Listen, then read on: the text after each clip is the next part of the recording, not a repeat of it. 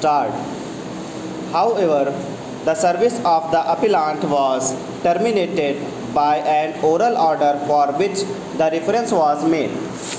The Labour Court, after considering both the oral and the documentary evidence on record, held that the oral termination order was bad and therefore directed reinstatement of the appellant in the corporation with continuity of service and back wages.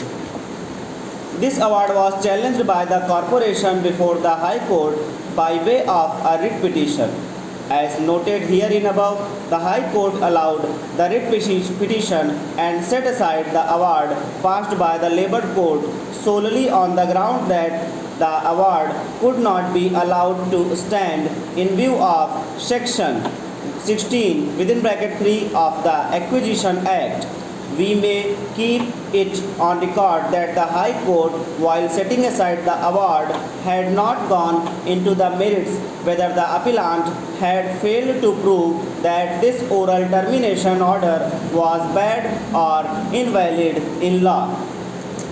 Feeling aggrieved by the judgment of the High Court, this appeal has been preferred by the appellant.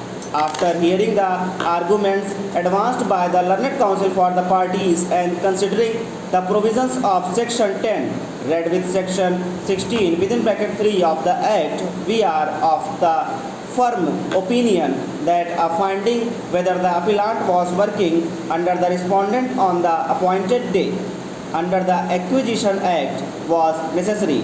For that purpose, it would be appropriate to direct the appellant to approach the prescribed authority under Section 10, read with Section 16 (3) of the Act for a finding whether he was exclusively employed in connection with the scheduled undertaking before the appointed day, as we are of the view that the Acquisition Act, being a special act, is conferred with the power to make such a finding.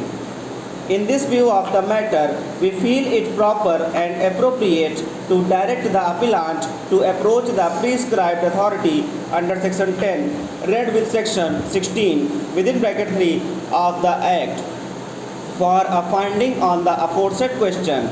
The appellant shall approach the prescribed authority by making an application within 8 weeks from this date. The prescribed authority shall thereafter determine the question within 2 months from the date of filing of the application before the appellant, after giving due hearing to the parties and permitting them to lead evidence. In the event the prescribed authority comes to a finding that the appellant was working with the scheduled undertaking on the appointed day, the writ petition filed by the corporation before the High Court shall automatically stand restored, and the High Court shall thereafter decide the writ petition on merits after taking into consideration the findings arrived at by the prescribed authority in compliance with our directions made in this regard. If, however, the prescribed authority comes to a finding that the appellant was not working with the erstwhile employer on the appointed day, this appeal shall stand dismissed and the award shall also stand set aside. The appeal is disposed of in the manner indicated above. There will be no order as to costs.